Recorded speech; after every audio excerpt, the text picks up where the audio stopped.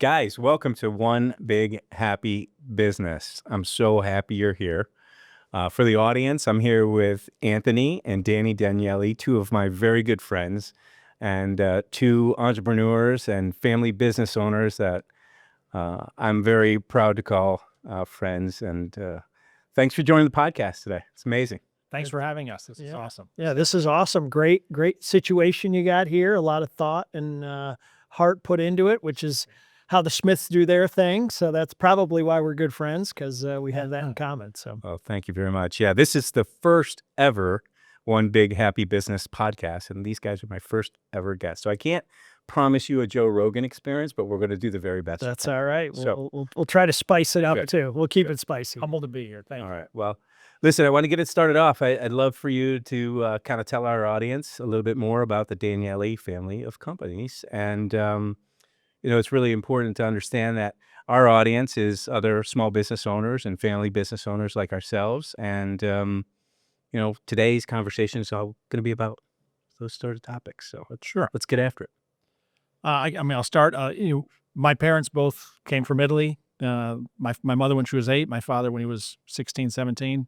My father worked construction for the first. Our, by the way, our father. It's right. Yeah. Well, the doctor said, since Anthony's listening, sure. Yeah, our father, thank you. He worked construction for a little bit, but it started with he opened up a pizzeria. And when he opened up a pizzeria in Detroit, he had no idea how to make pizzas. He had no idea how to do anything. But his mentors out there, some of our older family, said, you're Italian. Every Italian knows how to make pizzas, so just figure it out. Amazing. He figured it out. Cool. And without going too deep into it, we might get into that later, but you're asking about the family business. Yeah. We started out in the restaurant business because of that first entrepreneurial piece that our father started back then. So I just remember growing up in school where all we did was work in the restaurants. And from the restaurants, we went into marina businesses. We opened up a couple of hotels, the Royal Car Washes, as you know.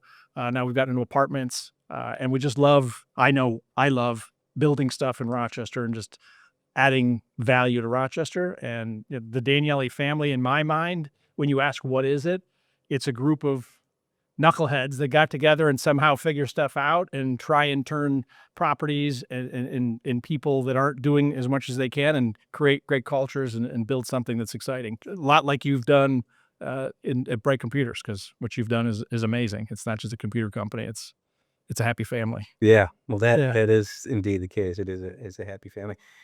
You want to add to that at all? Yeah, I mean, I think to Danny's point, when people ask us, what do we do best? What's the Daniele family company all about? It's not really one thing. I mean, we're obviously ADD because every time we get good at something, i.e. the restaurants, we decide to smash all our restaurants and build apartments and a Whole Foods. And then we built a car wash, which is kind of a unique story that had nothing to do with anything. And we built 14 car washes, and then we built another 20 car washes for the company that we sold our car washes to. So now we're back out of the business that we really did really well at in pursuit of more stuff. And so we're building apartments now. We own properties kind of all over the place, including Italy. And it's really about building value and putting our signature on the next thing. And once we've created that value, not to say that it's not exciting anymore, because it certainly is, but we're always looking around and saying, okay, well, where else can we use our talents and ambitions? Another quick big thing that comes up is, well, how do you guys know what you're doing? And I think, your family businesses, I mean, the real answer to that question is we have no idea what we're doing. Yep. Day one, you have no idea what you're doing. Yep. You make some mistakes and you wake up the next day a little bit smarter than you were the day before. And as long as you can do that every day, there's a lot of days that go by and you get smarter and smarter and better and better. And really, the secret to success is relentless pursuit towards the goal that you've set out for yourself. And people, how did you do it? You just get up and keep pushing. And when you're told no, or when you fail, you get up and do it again until it works. Yeah. That's funny. We have this thing here at Bright called Rule Number 9. Rule number 9 is figure it the F out, right? And so that's what you do is entrepreneur, right? Every day you get up and you just figure it out. Yeah, our family, on every building we've ever built, Yeah. there is a brass emblem locked into the building so that even when we sell the building, if they try to take it off, it's going to ruin the building, right? The whole thing's going to fall, so they can't remove it. That's a total And Daniele. and it says, and it's an emblem, and it says WIT, which we have pins, we have Right. hats, we have, WIT stands for whatever it takes, and that's the Daniele family. That's That's your crest almost, That's right? the I crest, you see it on the website and and so even when employees ask us, we have a customer who isn't happy, and doesn't matter what we do, we can't seem to get them to happy. Are we allowed to buy them something? Are we allowed to comp them something? Whatever it takes. You're never going to get yelled at as an employee as long as you pass it through the filter of we're going to do whatever it takes to make that customer happy. Then you're never going to get yelled at by us. I mean, obviously we have to put some rules in, but generally speaking, it's whatever it takes. that's Yeah, amazing. I mean, a lot of that also came from my father subconsciously, where he just loved to take care of his guests. Anyone that remembers Mario's on East Avenue, our father would constantly go to the tables and talk to the families and do whatever he could to make sure you were happy. And there was an instance in Mario's Via Abruzzi where we coined this phrase "magic moments." And Anthony was working at the front desk, and there was a kid that came in on his first date. How old were you at this time? Like, I was probably 24, 25. Okay. Yeah. it was post-college. Yeah. 20, 25 years ago. Yeah. And the kid comes in on his first date, which often happened at Mario's because it was a birthday celebration, anniversaries, etc. And the kid's all nervous, and he spilled I think he had a wine or soda, and it spilled on his white shirt. And, Anthony saw him in the bathroom and he was all nervous and he was kind of freaking out a little bit. He's like, I'm on my first date. I look like a moron. Anthony, as he tells us the story, I'm going to tell it just, although it's his story. He says to the kid, what size are you? And he says, I'm a medium, whatever. So we happen to have a Marshall's that just down the street. Yeah. Anthony gets to the car. He runs out to Marshall's, gets a new shirt, comes back, tells the kid at the table he's got a phone call at the front desk. Yeah. Kid comes up, puts on the new shirt. And he just said to Anthony, he's like, oh my God, like no one has ever done anything like that before. This is an amazing thing. And the coolest part about it was a couple years later, the guy came in, I believe he proposed to his girlfriend, and he mentioned to Anthony how it was because of that moment that he was, I'm sure he probably still got married, but the story was because of that moment. So we without getting too deep into that story, it coined what we call a magic moment. Like, how do you create a magic moment with your customers? Oftentimes when something negative happens, it's the best time to create a magic moment. If you get a flat tire on your way to work and somebody helps you, you'll never forget that ride because you got a flat tire in the middle of winter and some random person stopped and helped you, gave you help on the flat tire. And had you not gotten a flat tire, you never would have remembered that day. So we try and take advantage of those negative things that happened. I think we got that from my father. And we've able to, with that, whatever it takes, that's one of the pieces of doing whatever it takes to create that magic moment that people will never forget. Yeah. And training the employees to look for those opportunities where normally, if a kid, the actual story was a waitress spilled something on a tray on this kid's shirt. So it was our fault. Sure. So, we turned what is a horrible situation. We all go out to eat. A server spills sauce on your shirt, especially if you're a young kid and it's your first date. I mean, it doesn't get much worse than that. And, you take that negative and you turn it into a positive. When we had the car wash business, the worst thing that can happen, you roll in with your brand new vehicle and all of a sudden, a rock flips off of the brush and dings the side of your car. I mean, that is a horrible situation. It certainly is. But if it's handled correctly, and if it's whatever it takes, it might cost us $1,000 to fix your car, and we certainly didn't make that on your car wash. But rather than you running around town saying these guys don't know what they're doing, they're putzes, they're assholes, they're not fixing, they don't stand behind their product. Instead, we've got a walking billboard. That person's going around saying, you wouldn't believe these guys. Like, I didn't even have to ask twice. They gave me the card, said, go get it fixed and send us the bill. And they took care of everything. So yeah. And we had the WIT pins, and the only way any employee could get a WIT pin, a WIT pin, was by creating a magic moment. And now, like Anthony said, it's like every day was Easter looking for Easter eggs. How do you find these moments and you create a magic moment, and that's how you get your WIT pin. That's incredible. It was a cool culture. Yeah, we look for opportunities to be heroes here, and a very similar type of thing. Like when there's an issue, and there's issues all the time, we want to embrace those issues, right? And look at that opportunity as an opportunity to be a hero, to make a difference in either the lives of the individuals that we work with or actually, our precious clients. So I totally identify with that. I think that's great. The other thing that's really cool about that too is my sense is that, the Daniele name, not my sense, I know this, but the Daniele name is very important. It's on the back of your jersey, right? Like just like Smith was when I was playing baseball. I was doing everything representing my family, right? And all of these entities that you've had have represented the Daniele family, and you guys are very proud of that. I know you are. And so those wit magic moments, right? The whatever it takes magic moments are representative of the family, right? And the product that you've put on the table, literally, and the services Right. or the experiences with the hotels that you provide to your customers, right? And we have that debate, especially in the evolution of our businesses and, again, the audience of being small businesses, family businesses that are larger, do we want to put our name in front of everything we own? Because, there is jealousy out there. There is, when you get bigger in business, people, they look at you through a slightly different lens. You're driving a nicer car, you're living in a nicer house, you have a nicer watch, and it's easy for people to have an opinion that may not be to your advantage.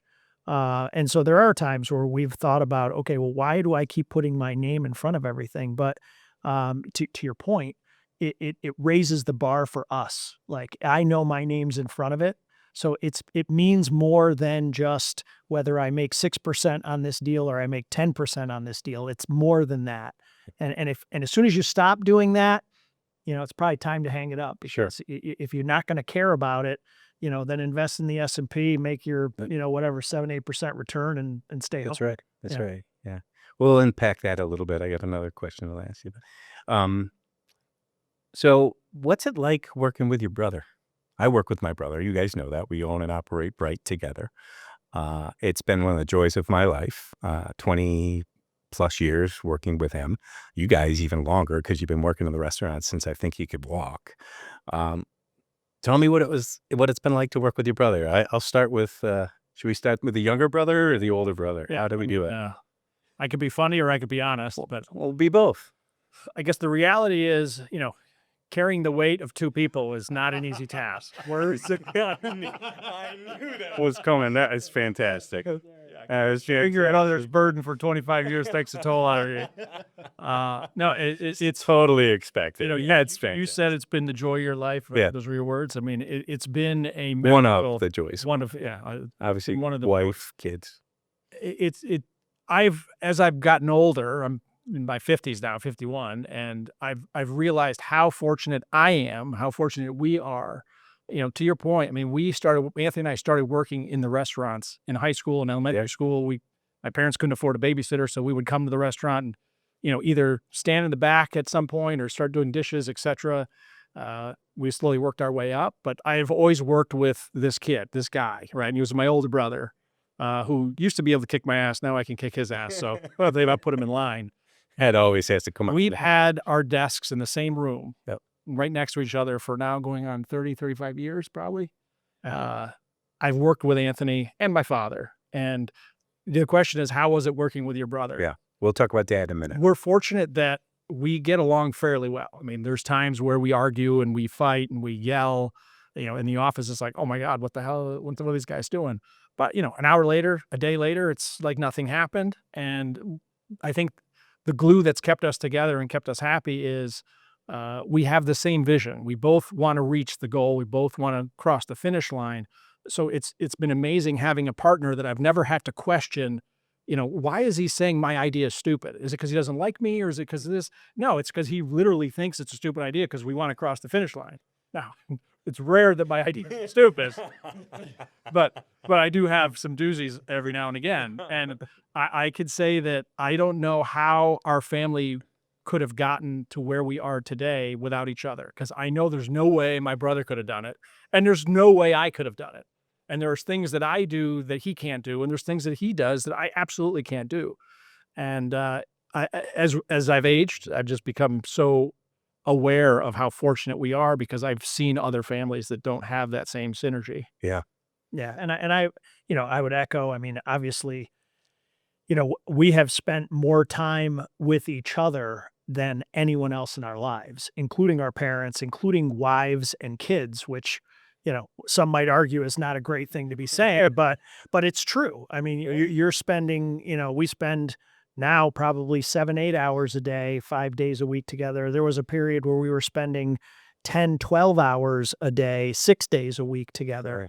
Right. Crazy amount of time. And as Danny said, I mean, there have definitely been blowouts and arguments but I can't remember a time where we were upset at each other for more than 12 to 24 hours. I don't think it ever lasted longer than that. And then it's personality. And I think our personality, as Danny said, is, cut the shit. Like, we got into an argument yesterday. We are trying to get to the same place. That being said, it did help that my father was our partner, or I should say we were his partners.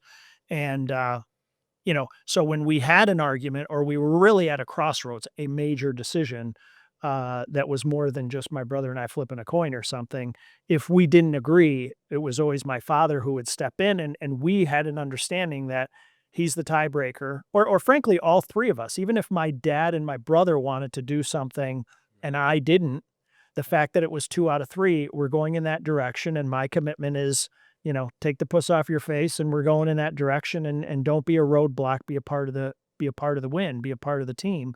And so we were able to do that. So spending a crazy amount of time together, we have also capitalized on refining the things we're good at. And as Danny said, there are things we are good at very different things. And I don't think that's just that's how we were born or that's how we came out of school.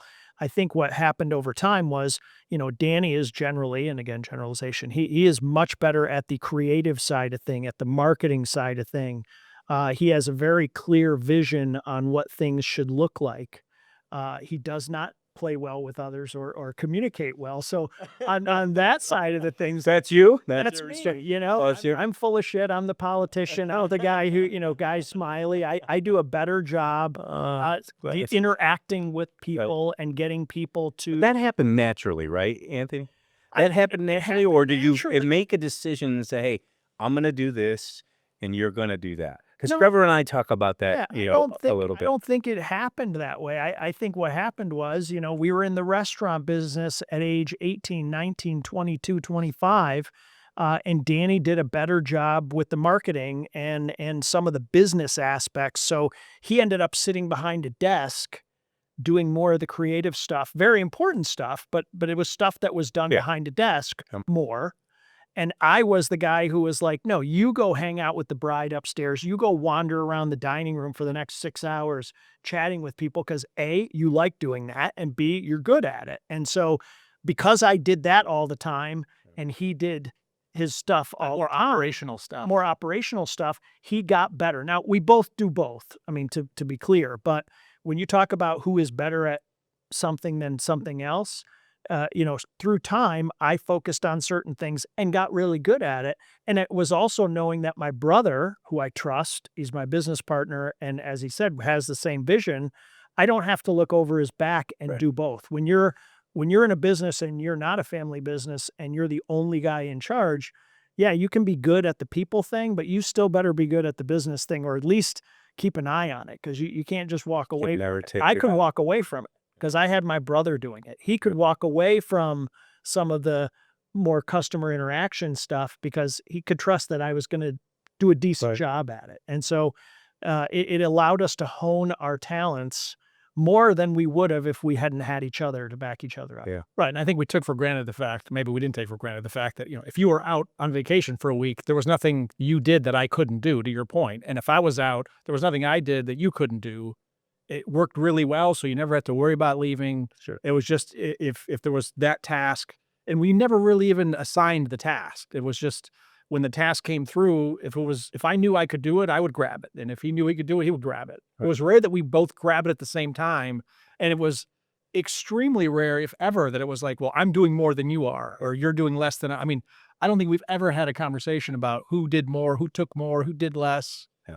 I don't know how that. This is your personality. Like, I've known the two of you for a long time. I mean, this is who you are. So for me sitting here and hearing that story isn't surprising to me because it's just who you are. I mean, you're extremely detail oriented, and really kind of dialed in and certainly creative and stuff like that. Not that you're not detail oriented, but you're a little bit more fly by the seat of your pants, right? Where he's like, If "Hey, you we go." want to have a really good time. That's the guy, right? That's the guy. So He does have better time than I do. that's cool. Let's unpack something that you said, Danny. You talked about the finish line, and I know my finish line has changed quite a bit over the years. And I keep pushing that finish line out further and further and further. I'm not actually sure where that finish line is. I know what it is. I know where it is. But every time I kind of get closer to that finish line, I sort of push it out further, right? Because I keep trying to do more and achieve more and resetting of goals. So talk to me a little bit about the finish line. What's that mean to you guys? That's a great question. There's I've spent more time thinking about it myself. I don't know about my brother. There's two really good books, The Psychology of Money and Die with Zero. And Psychology of Money talks about that. Talks about we create goals and then we move the goalpost. And you move the goalpost. I mean, okay, this year I want to do 100,000 in sales. You break 100. Okay, now I got to do 500,000. And then, if I could just do $1 million in sales, I'll have made it. You do $1 million, it's like, well, now I got to do 2 million. Right. We constantly move. And what's the psychology of why we do that? And you ask the finish line piece. I've always been through Tony Robbins' experiences. I remember my father, when we had Mario's on East Avenue, my father, not my brother's. It's the mailman's father. He's the mailman suffering. That's a different podcast. I was fortunate enough that our father had purchased some Tony Robbins certificates.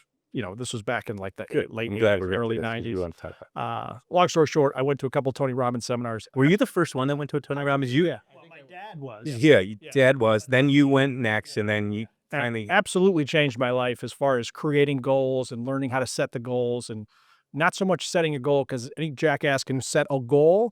One of the words he used all the time was, you have to resolve to reach that goal. And he spoke for the word resolve, explaining what resolve means. And I remember we talked about it for like 2 hours. And I was like, really, let's just get past this word. But now I understand what he meant by using words, the vocabulary, how it shapes your life. So now when I say I resolve to do this, in my mind, it's like I'm either going to do this or I'm going to die. Those are my two options. So far, I've reached all of them because I'm still alive. And that's been helping me to move forward. The downside to that is, my goalposts are really far. Anthony's goalposts were really far. I think we've reached them. So he's having a really good time right now, right? Yeah. Like, he's got his lake house. His kids are out of the house. I mean, he's having a ball. And I'm like, I still have to do this because I got to reach this goalpost. Yeah. So sometimes now when we're making decisions, Anthony might say, why are we doing that? Like, what do we make? A couple of more $100? What's the point of that? And I'm saying, well, we need that. Otherwise, we're never going to reach this goal. So we have slightly different goals at this point personally. Yeah. But when we put a project in our office, when it gets between our two desks, we're going to cross the finish line. We've never not crossed the finish line. And I'll be damned if we start now. Right. Sure. So it's kind of a fun thing. I don't play a lot of sports. I don't play any sports. That's why I got into Formula One. It's given me something to do.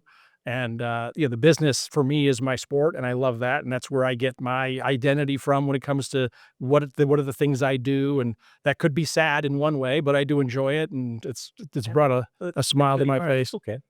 There's nothing to be ashamed of. I mean, it is who you are, and you're comfortable with that. And I think it's fantastic. I literally love coming to work and doing what we do. And the fact that I got this jackass, over there, that if I don't want to come in one day, he takes care of it. And it's just been a ball doing what we do. And That's great. that finish line, like, that's the game. Yeah. It's at this point, we're fortunate enough. It's always been a game, but it's even more of a game now because, if we don't cross the finish line, it's still okay, but we're not going to not cross the finish line. Right. So it's been kind of fun. Yeah. And I mean, as Danny said, I mean, I think in the past 5 years is probably the first time where our mission, our goals have diverged a little bit from each other. partially because, we did have an exit. We sold our car washes, and thank be to God, I mean, we did really well with that. And so, it allows you to make certain choices in life that otherwise you wouldn't be able to make. And so for me, it caused me to really reflect on time. I'm 54 years old, and I assume I'm going to live to be about 85. That's my assumption. That's how I'm planning things. And so you really start putting things in perspective and saying, okay, what do I really want to do between now and then, with my wife, with my kids, with my friends, with my brother, and what is more important than other things. So for me, and I think we've been able to work with each other in that our goals in the business have morphed from very operational goals, or very operational businesses, like restaurants and car washes and businesses. We have hotels and marinas that have employees. The things that we're embarking on now are more real estate deals where, I'm building an apartment complex. I'm an investor in a warehouse or multifamily housing in Georgia or Alabama or Mississippi, things that don't require me to show up in the office every day. I mean, I'm still using my brain, I'm still going places and doing things, but I'm also able to mitigate how much time I'm focusing on the race, and allowing myself to really enjoy the fruits of our labor over the past 50 years. And so, and Danny is, to his point, for him, it's still a sport, to do more and make more and move forward. And I'm not sure it's necessarily financially driven. I think it's more just, the accomplishment of making things happen. Yeah. Actually, can we talk about that for 2 seconds? Like, how much of it actually is financially driven? I mean, I think about the ownership of the business, and there's obviously, you're in the business to provide for your family, and certainly you have all these employees, and you want to make good business decisions to ensure that the business continues to be a going concern and prospers, so you can take care of those employees and their families, and then you can have more employees and more families and all those things. Um, so that's a component of it. But at the end of the day, isn't there so much more? It goes back to the finish line and the goals. Like, it's about accomplishing certain things that you set out to accomplish, right? And then seeing that come to fruition, and then people enjoying that. I think about, the restaurant experience and what a great restaurant Mario's was, right? And that experience that people had there.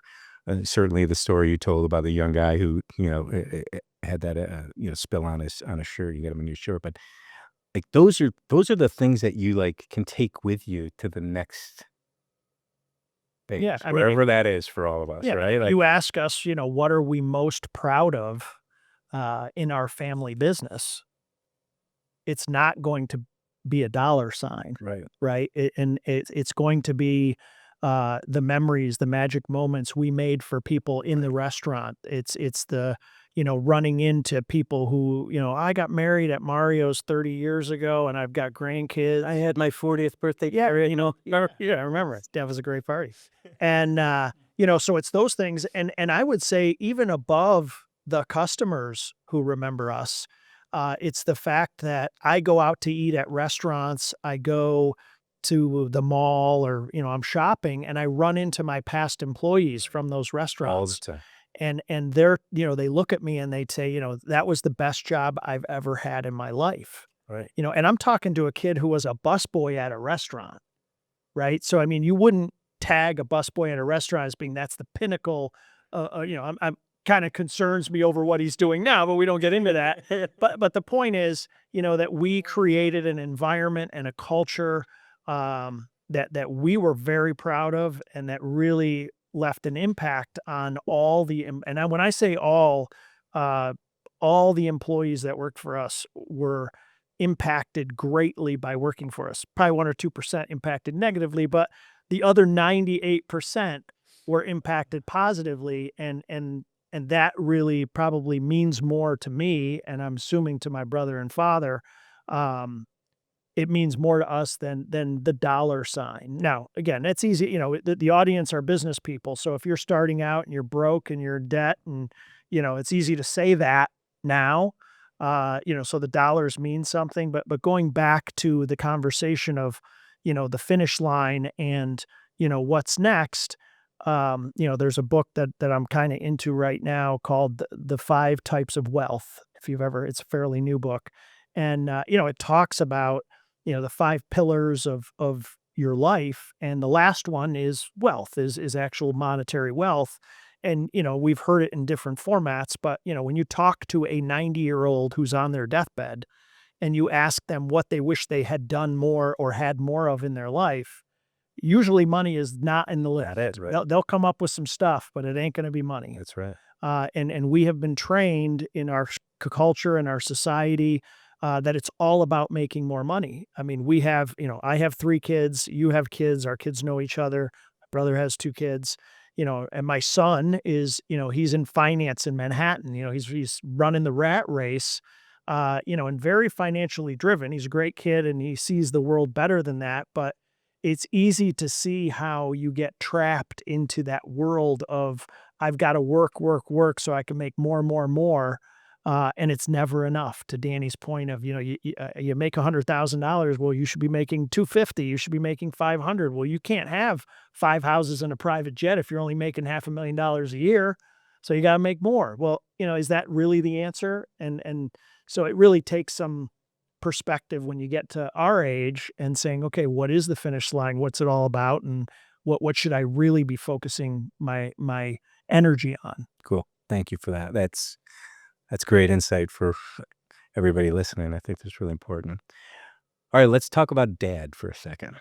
And we can also talk about Mom, Mario, and Flora. Incredible people. I obviously know them very well. And but I don't know them from a business perspective. So let's talk about working for Dad, working for Mom, because Mom worked in the restaurants for a while there too. Absolutely. Yeah. But talk a little bit about working with your father. And then let's get to the part of the conversation eventually where the 3 of you make the decision to implode Mario's. Yeah, that was The legacy, the family legacy, right? I mean, it was an incredible experience for so many people. So many of us felt like your special guest, right? There's your dad saying. Talk about Dad for a minute. Yeah, I mean, I remember, outside of the fact that I love my father and I've always looked up to him. I remember maybe I was 4 or 5 years old, maybe 6. The first restaurant, I remember the Carriage Stop restaurant in Henrietta. He had a partner. And I just remember whenever I went to work with him, how special I felt that my father was like, how do you create this restaurant and you control all this? Because to me, it was, unfathomable. Right. And moved up as we grew older and went to different jobs within the restaurants and Mario's and East Avenue. I loved listening to my father because he was my hero as far as how to do business, especially. Didn't know how to play sports because he wasn't into sports. That's why I never played sports. Came to the United States, Really worked played his tail music. off, right? Immediately. Yeah, Anthony didn't play sports, I don't think. Maybe Played baseball. Yeah. I went out for the varsity baseball team. I've seen you throw a baseball, by the way. I didn't play it well, but You played baseball, didn't you? I did. yeah, you may have tossed a ball or Yeah, two. I went out for the varsity baseball team my senior year, and if I would have made it, I think I would have gone all pro. But I'm a cut. That's how good I thought I was. But it was fun just Just ask him. yeah. And I've learned so many like little just tips and tricks. I think is probably the most important thing. And he grew up. Our father grew up in a different age where employees with the boss, it was that old fashioned, if you did something wrong, you got yelled at. I remember, God bless my father. He would yell at some of the staff, some of these these waitresses that are in their 40s and 50s and 60s. And I remember being mortified sometimes. And, but what was amazing was after he may or may not yell at someone, 5 minutes later, he would console them and he would be with them. And by the end of the night, nobody was, mother effing my father like that son of a bitch. To Anthony's point, those same people would see my father and say, I think working with you at your restaurant was the best time of my life. You were the best boss. You were hard on us, but you were very fair on us. So there was that part of it. There's no question. And what I learned through my father was giving hospitality is such a simple yet complicated thing. And I always remember he says, it doesn't cost a penny more to give good service. It doesn't cost a penny more to keep the place clean and organized. But when you're talking to someone, when you're training your staff, when you're training yourself, if you can just be cordial and give good service, it doesn't cost anything. And, he probably used different words around that. That stuck with me a lot. So when our training programs, when I was behind the desk, I'm always working on how do we train, how do we hire, who are we hiring for the right positions. It was always how do we deliver the most efficient service with the level of a Ritz-Carlton. And we read the Ritz-Carlton book, and they've got a phrase, we're ladies and gentlemen serving ladies and gentlemen. So we have these culture cards that we hand out, even in the car wash. Most people don't know that are listening that in the car wash, our mantra was, we are ladies and gentlemen serving ladies and gentlemen. Yeah, with the bow ties and everything. And bow ties, I had 2 of my boys work at the car wash. That's Right. They That's had right. bow ties and had the little card that they kept. You guys gave on the first day. That was really cool. And that funneled through my father's influence of, it's so important to deliver really, really good service, and it doesn't cost a nickel to do it. Right. Yeah, and I would say, what I remember most about my father growing up in the business that I didn't really truly embrace until we were a little older, like in our teenage years. But, my dad came from Italy, 16, 17 years old, long story, through the military. He was a helicopter mechanic, and they sent him to Canada to fix shitty Italian helicopters that somehow Canada bought from Italy that were all broken and didn't work. And as government bureaucracy was, they shipped him to Toronto to fix these helicopters, and nobody was there to meet him in Toronto.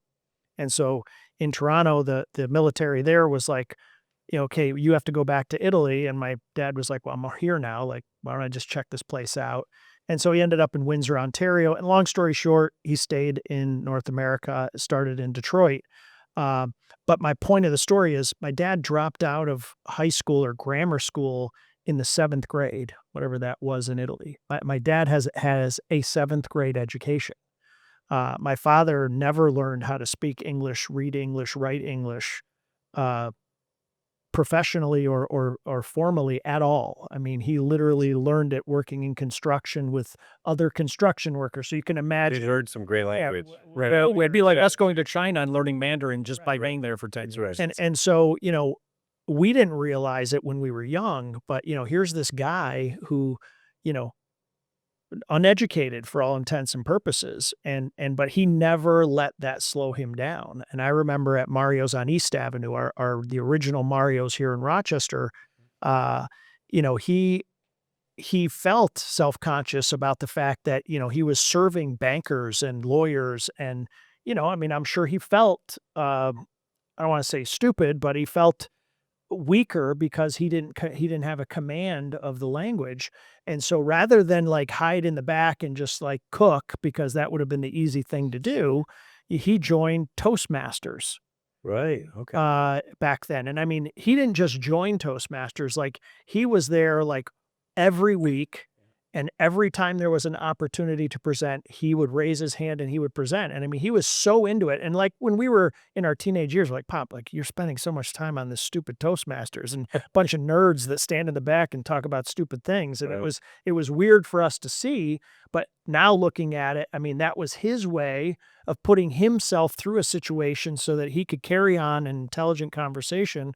And he brought himself up to a level where he's presenting to and admired by bankers and lawyers and people that, you would imagine somebody who dropped out of school in the 7th grade, it really wouldn't normally have business interacting with. And so, his ability to lift himself up through those hardships that he had just from an education standpoint so that he could compete in this world is pretty amazing. And where certainly my brother and I have taken what he and my mother built in their business career and multiplied it many times, we couldn't have done it without that seed. We wouldn't have been anywhere near as successful as we are if it hadn't been for what they started and passed down. And, just for a second, my mother, who doesn't get a lot of credit in the business, Right, let's right? Because everything's Mario's this, Mario's that. And much like the two of us, everybody likes me. They don't necessarily like my brother. That's because I'm out there and I'm the face of it, and he's washing dishes in the back. It should be. But he's really good at it. And but my mom was the one in the background. My mom was doing the accounting. She was the one reconciling the books, making sure the bills get paid, making sure that the employees get paid and that the taxes are getting paid, so some guy doesn't show up and shut the door. But also, I mean, there wasn't a day we went to school where, our mother didn't wake up and make scrambled eggs and bacon and sausage every freaking morning and making a bagged lunch and carrots and apples and tuna fish and everything. I mean, yeah, we were those kids in school, and we were embarrassed at times. Everybody else with peanut butter and jellies. Dad was working late at night too. We should have like eggplant Parmesan sandwich with, like 3 fruits and marinated cauliflower. And like we had a whole meal every day for lunch that smelled pretty bad, but it tasted delicious. And so we were always like, Ma, can't we have like a peanut butter and jelly? And I remember we used the word fluff once. And it was you wanted a marshmallow fluff. Where are you going to just fluff? You're not going to get any fluff. Get out of here. Get out of here with your fluff. Our mother is full of love, and she kept the family together along with my father. My father was always working.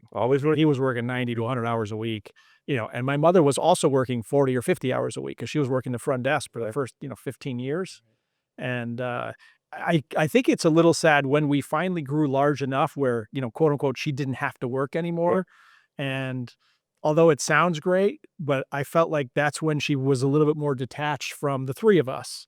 Because now, to Anthony's point, Mario's name's on the building, Anthony and Dana going to work. She would hire a CFO to do the stuff that she was doing because, she doesn't have to do that anymore. Yeah. But, in hindsight, it probably would have been better to keep her on as CFO. Absolutely. Yeah, we have a great CFO. God bless her. She's been with us 30 years now. But my mother has been fantastic. And, for me, I could say, I'm sure it's my brother too. I mean, a day has never gone by, an hour, a moment in my life has never gone by where I didn't feel loved by both my parents. Yeah. And as you grow and you meet people, not everyone has this type of a family. No. Again, we've had plenty of blowouts with my mother and my father and, all of us, but I get some Italian in you, don't you? right. Yeah, a little bit of Italian. A little bit of Italian. I've been so fire. Yeah, I've been hit fast with the spoon a couple times. We grew up with my grandmother, my mother's mother. So when both my mother and father were working at the pizzeria on East Avenue across from the Pittsford, or not on East Avenue, their first pizzeria in Pittsford was across from the Wegmans in Pittsford. It was next to Carvel Restaurant. There's an old car wash there.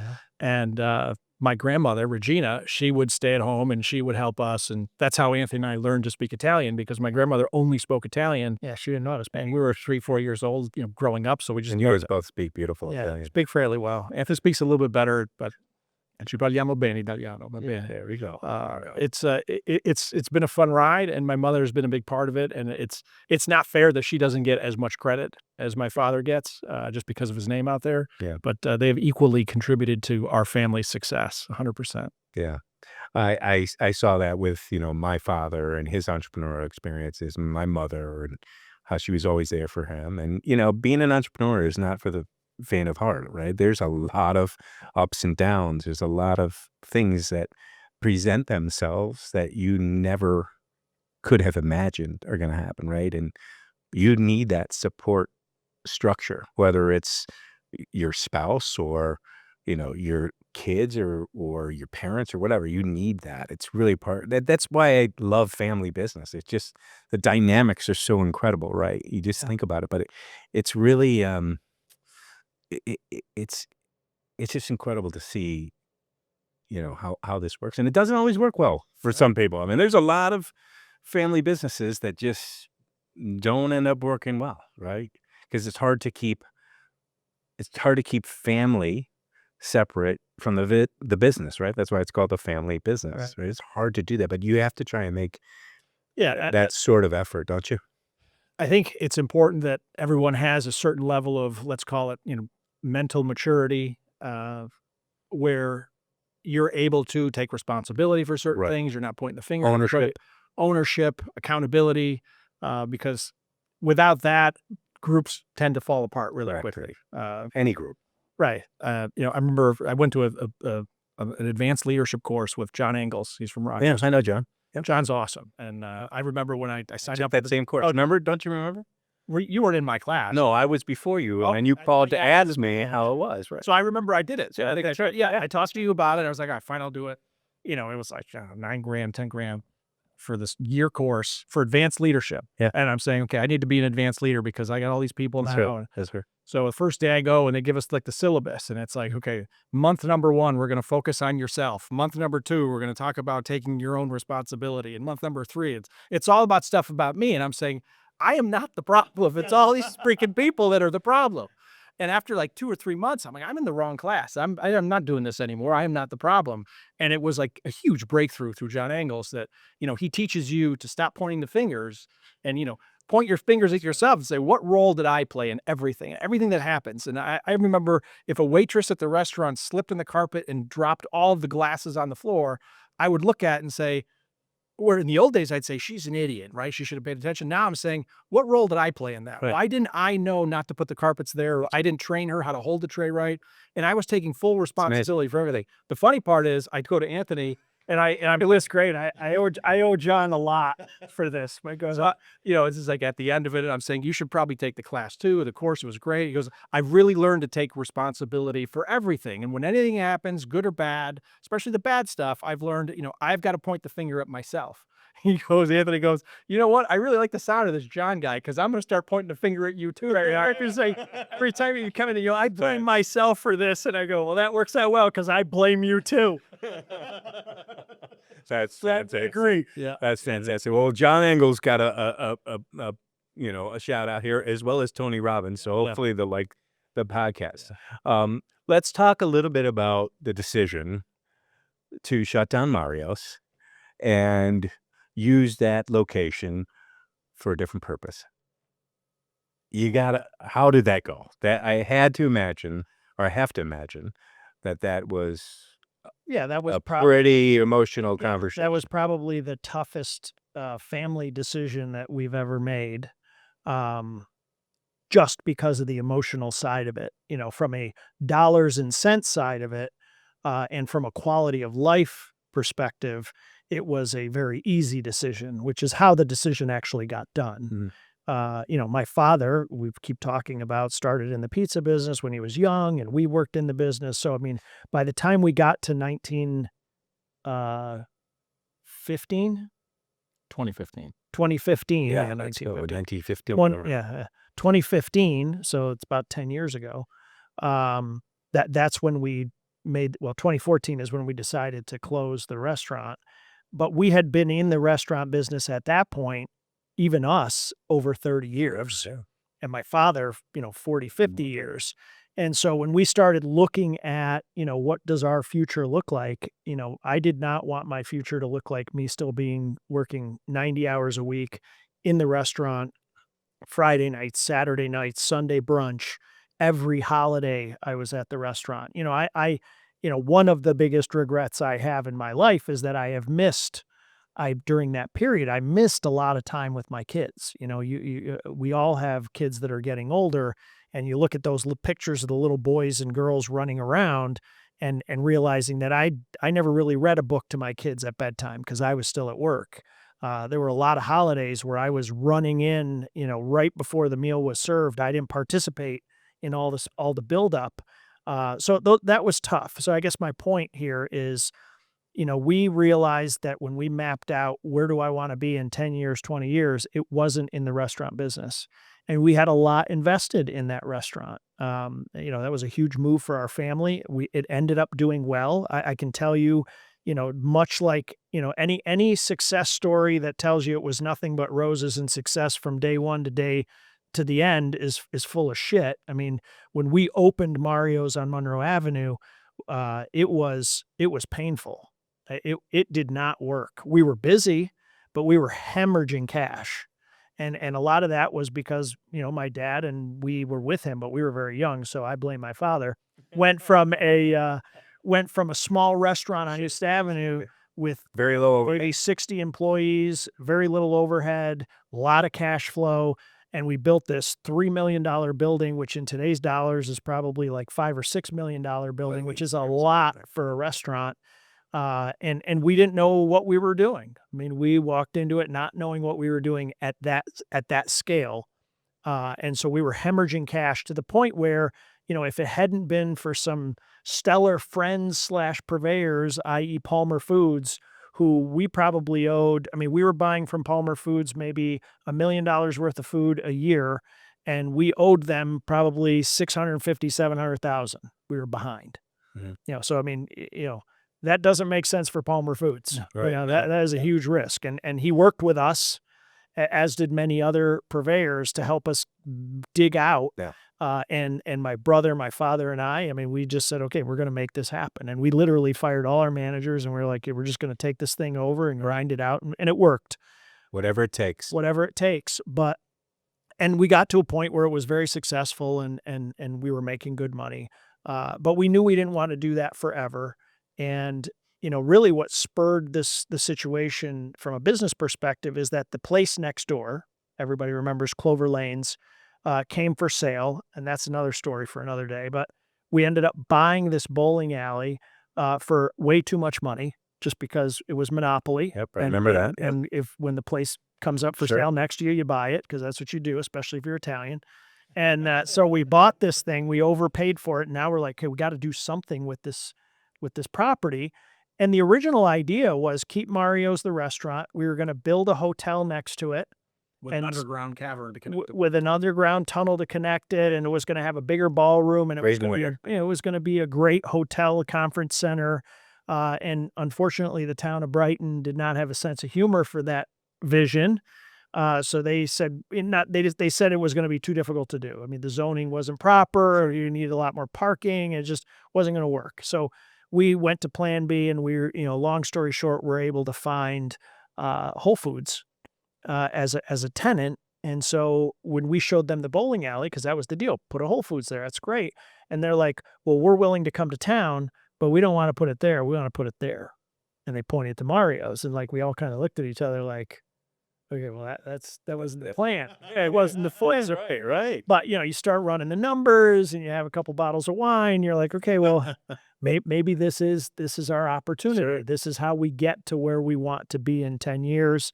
And so we made the decision to make that transition, and it was very difficult. And I think at first, much like many business decisions, you're looking at pro formas, you're looking at life's goals, and it's all making sense, and it all made sense. And then you make the commitment, and then all of a sudden it's like, okay, the restaurant's going to close in 90 days, and you get a lump in your throat, and then it closes, and you get a lump in your throat, and then all of a sudden it's time to demolish it, and you get a lot more than a lump in your throat. And so it was very tough. I mean, I know it was crushing for my father to see that building come down. Again, not because, God bless both my mother and father. I mean, he's still a business person at heart, and he understood the big picture. So I don't think if you ask him today, he does not regret that decision at all, because he did see that, this wasn't going to work unless we all were going to keep pouring our life into it forever. Right. And that's a bad plan. But it was a very emotional thing to see that thing come down. Right. Because that was really a monument to his restaurant success. And it was him. Some of the logistics involved in that, with the offer to purchase Clover Lanes was sometime in 2014. We were going to do the hotel thing. We kept it kind of quiet. The town said no to the hotel thing. Whole Foods came about 2015-ish. It became serious. I think we signed the letter of intent and, the preliminary lease, 2016. That's when it became public, because we had to put the application in with the town, and the town said, we're not going to, I don't know how they could even do this. God bless them if they're listening. Bill, love you to death, but you're killing me. He's where it became really hard. Yeah. They're like, we won't accept the application unless you tell us who the tenant is. And I don't know how we had to tell them what the tenant is, but at that point, the cat was out of the bag. So now the media took over. Everyone got involved. It's on Channel 8, Channel 10, Channel 13. So why am I saying this? If you're going to book a wedding at Mario's and you just heard that it's going to be a Whole Foods in a couple of years, at some point, you're not going to want to book your wedding there, because you don't really know when it's going to shut down anymore. Yeah. The panache of the location is kind of changing a little bit. So we stayed open, I think, through 2015, 2016. And then, as you know, the lawsuits just kept going on and on and on. And at some point, we were starting to reach a level where it was becoming difficult to book out 6 months, 12 months. Right. because if we would have gotten closer to the end of the lawsuits, we could have closed in 60 days, but the lawsuits could take another year. So do we close now? So one of the hard decisions we had was, okay, what is going to be the day that we actually close? And that's where there was definitely a lot of stress involved in that piece of it. And I just remember those were the conversations that were the toughest, of picking the date of, when are we gonna shoot this horse? Yeah. And that was a tough one. But I also know that for me, again, Anthony was talking about, we didn't want to do that for the rest of our lives. So we knew it was okay to do. And I know Anthony and I, like, we didn't fight about it, but it was deep conversations where Anthony wanted to stay open longer, I believe. That's what I remember. And I remember from a Tony Robbins seminar, and he talked about when you resolve to do stuff and, reaching the goal. And he often uses the example of the story of the ancient whatever. I'm terrible in history, but it comes down to, if you want to take the island, you have to burn the boats. You may or may not heard that. Cortez. Cortez. Yep. Cortez Dodge, is that? No, Cortez. So that always resonated in my mind too, that we're either going to do this or I'm going to die. Yeah. We're going to burn the boats. So for me, I know of the three of us, I think I pushed the most at some point, saying, we're closing this down. And it was always, well, what if we lose the lawsuits? What if we don't get Whole Foods? And in my mind, it was, I need to burn the boats in my mind. So there is no trampoline to fall on. Right. We either need to get the Whole Foods thing through the town and through the lawsuits, or we're done. And when you don't have the boats to go back and you're fighting on the island, you fight a little harder. Yep. And I just remember that was a big part of my push of saying, okay, at some point we gotta do this. Yeah. And it was difficult, but we got there. So let's talk about that experience and how that translates into the other experiences you've had with opening the car washes, right?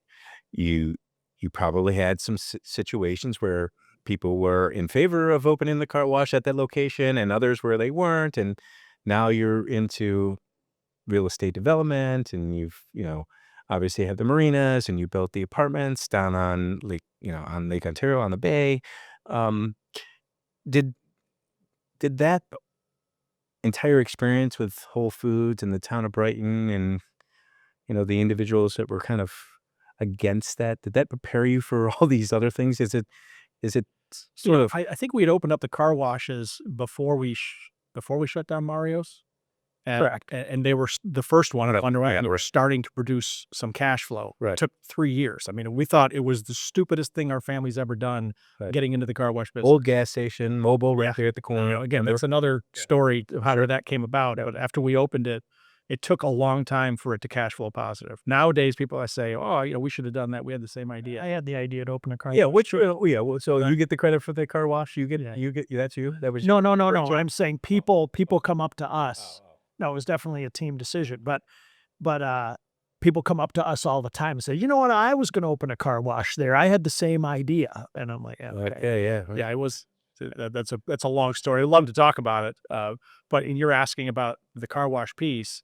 When we decided to do the car wash, I'll give you a quick snippet. We were we used to go to the restaurant Mario's Via Bruzzi. Our offices were in the basement. You remember those? Yep. The guys used to work on the computers, and we would do businessy stuff during the day, and then at 3-4 o'clock, we'd go upstairs and work another 8 hours. Anthony would stay later. I usually wouldn't close up. He goes to bed very early. Yeah, I got to be sharp in the morning. So a guy comes in, I believe it was Don Scordo, and he was trying to sell my father a laser wash equipment, the machines. They cost like $400,000. Right. Because he said, "Mario, you always do this kind of stuff."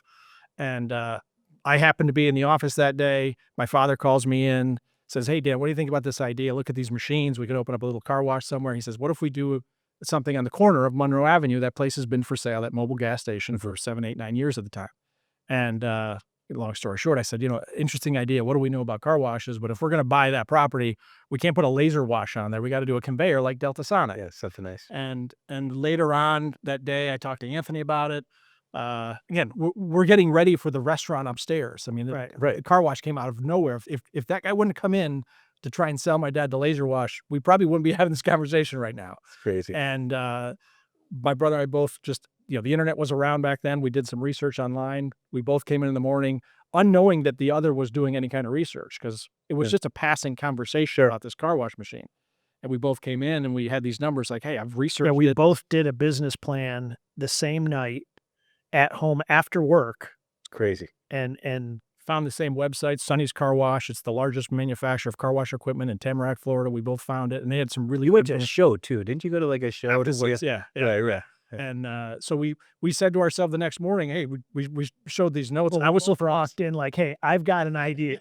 I got the idea. I figured this out. Yeah. And he's like, no, I got the idea. All right, yeah. And we literally plopped down 2 business plans, like pictures and everything, and they were almost identical. Right. And That's from, great. from the same like resources on the web and everything. That's So incredible. it was I think I put the idea down first. Oh, yeah. But yeah. Well, So you got a timestamp on that? it's because you went home at 7 o'clock hour until 10. So here, Yes, I totally did. Yeah. but you asked about the struggles of getting these things, and talking to small businesses, and when people ask me, again, secret to success, like how do you make things happen? We had this great idea of a car wash. The next step was I go to the town of Brighton and I walk up to the counter in the development office and I say, hey, I've got this piece of land that we want to buy, and we're going to put a car wash on it. Let me show you what it's going to look like. And I mean, without even like looking down at the plans, literally the people at the town look up and they go, car washes are prohibited in the town of Brighton. That was the end. They're prohibited in the town of Brighton. I'm like, prohibited, like casinos, whorehouses, and nuclear power plants prohibited? Like, yeah, it's actually expressly written that car washes are not allowed in the town of Brighton, which anybody who knows anything about land law is completely illegal. Like, you can't just say that, but whatever. This is Brighton, People's Republic sometimes. And so, this is not an ad for living in Brighton or doing business in Brighton, but, it was prohibited by law.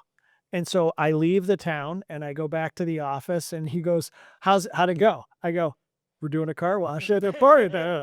That's exactly it. And so we went through hell. Oh, it was hell. 3 years. And so to give perspective to business people, the land cost, ended up costing close to $1 million.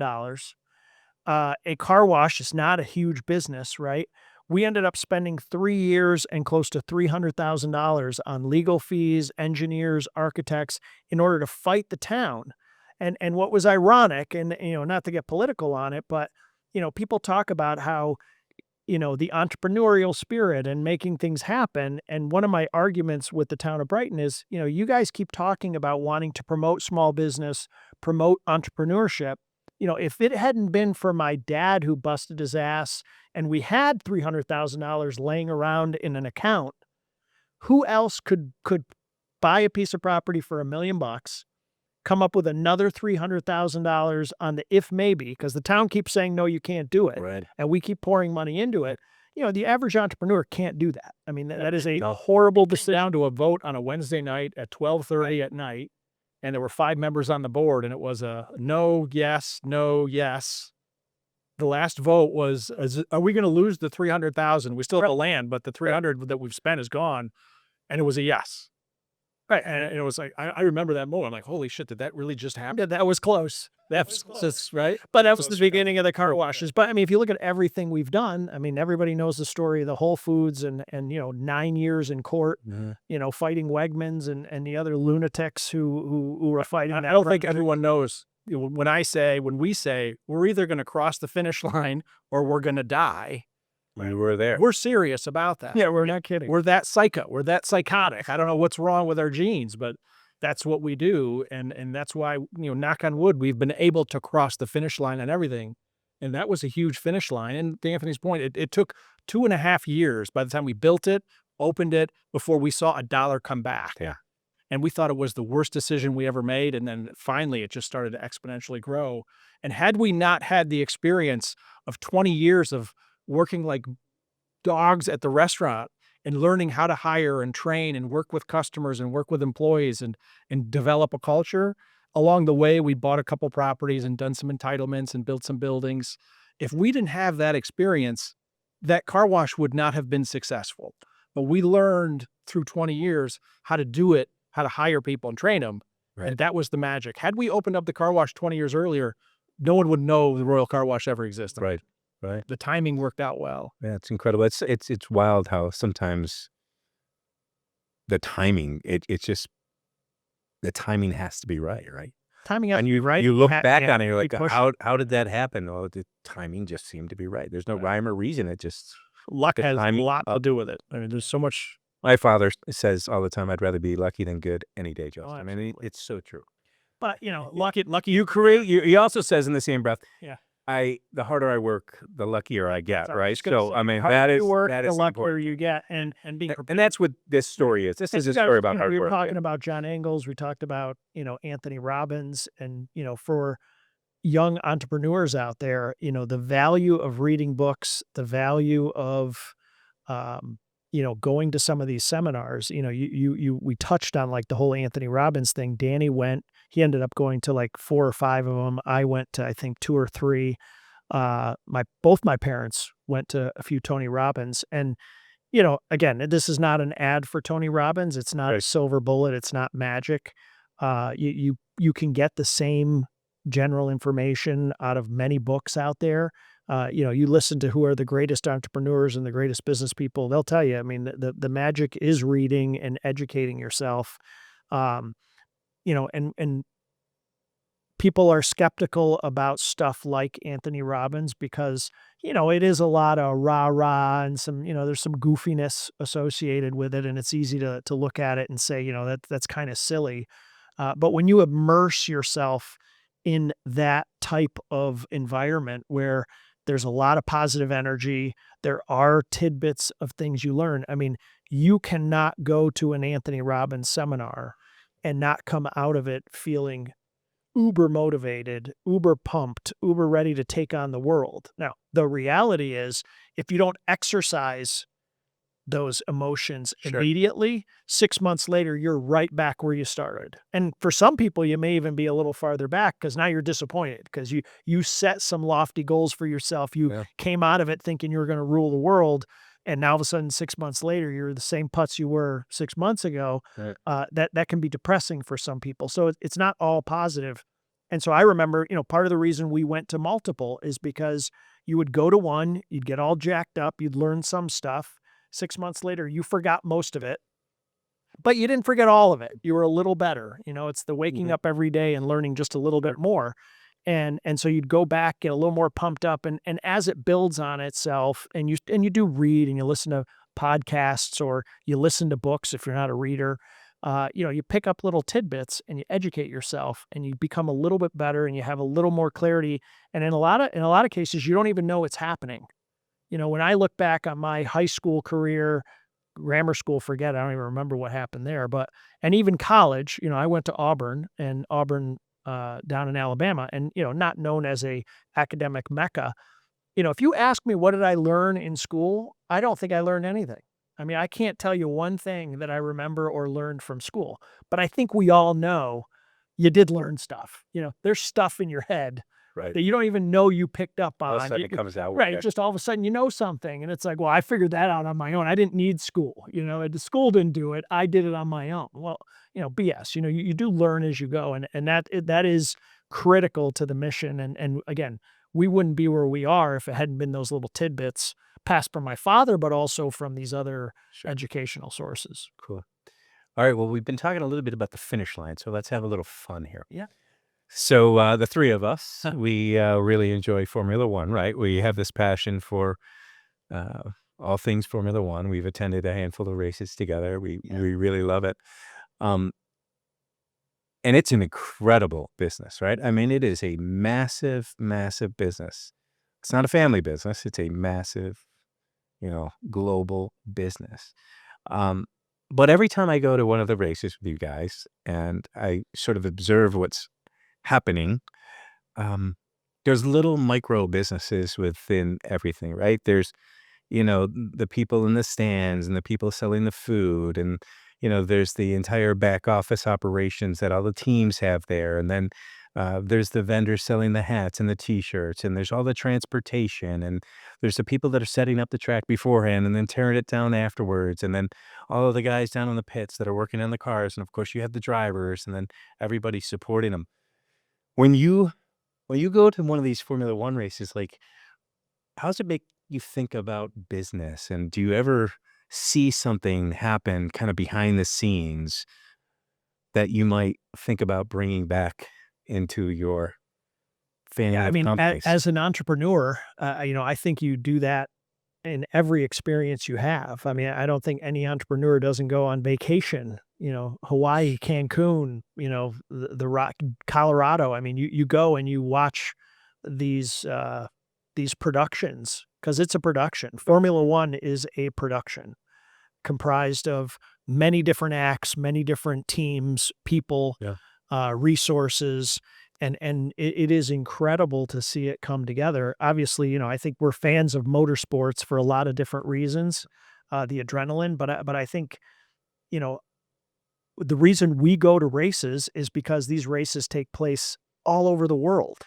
And my brother and I just got back from a race in Azerbaijan, which is in Baku, the city of Baku, which is about 50 miles south of Russia and about 60 miles north of Tehran, Iran, which our wives thought we were nuts to go to, but we tried to convince you to go, and your wife thought you were nuts, and you got the kibosh. But uh, That is but, true. it affords us an opportunity as well to go to these places around the world that otherwise you would not see. And what's amazing to me is that the production in a place like Baku, Azerbaijan is very, very similar to, and they put on the same show with the same level of quality of catering and food and logistics as they do in Miami, which we've been to, or Austin, Texas, or Montreal. I mean, they're all a little bit different, Right. but the production's the same. And if you think about like a Broadway play, it's the same thing. I mean, you get these plays that travel.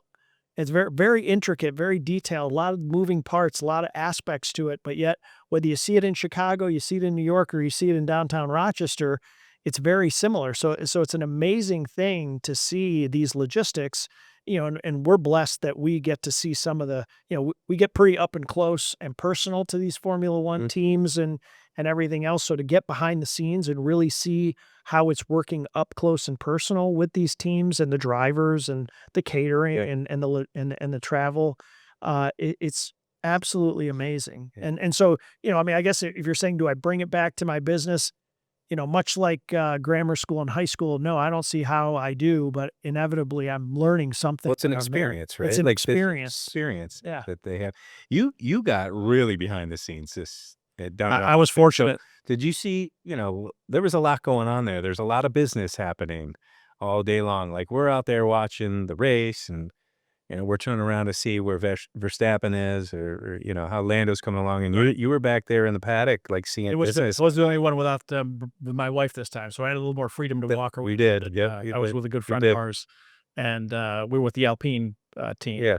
And it was neat being able to sit with the inside group. You're sitting next to the actual drivers. You're sitting next to the reserve drivers. You're sitting next to the parents of the drivers. You're sitting with huge sponsors who are paying $15, $20, $25 million to have their name on the car. So they have free tickets to go to this spot where somehow we got into.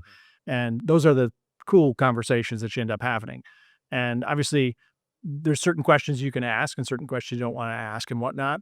But what I found, what was most compelling was the preponderance of the similarities, and the majority of people that were there have a very similar story. They started out, they didn't know what the hell they were doing, but they got into some weird industry, like the car wash industry, and they figured it out and they got to this level. Now, the parents of the drivers, they usually have something above them where they usually had some sort of parents above them that had a lot of money. And they continued it, and they were able to spend a lot more time with their children. Multi-generational in that. So now they're spending, years and years with their son so that they can get to Formula One, and they have the means to help bring sponsorships, and there's a whole politics involved with it. It was amazing to be in that area, and sometimes I feel guilty to be in that type of position. Like, who the hell am I to be able to Well, you walk? earned it. And there's the paddock club, and then there's the paddock where the teams are, to your point. And, sidebar, I remember someone told a story at one seminar I was with, and they were talking about being at a piano symphony concert of some sort. And at the end, they had VIP tickets, and they go and they're getting to talk to the pianist who was like amazing, like Liberace style or whatever, whoever plays pianos these days. That was your favorite guy. It's as odd as that. Funny he remembers Liberace. That's right. He loved Liberace. And so they're talking to this pianist guy, and they say, "Oh, you are amazing playing the piano. He's like, I wish I could play. I would give anything to be able to play as good as you." And the pianist turns around and says, "Would you? Would you really give anything to play as good as I do? Would you give up your weekends and your nights? And when you were in high school, would you stay home from school when all the other kids are going to parties? And would you just play for 7, 8, 9, 12 hours a day for 10 years straight? Would you do that? Would you make that sacrifice?"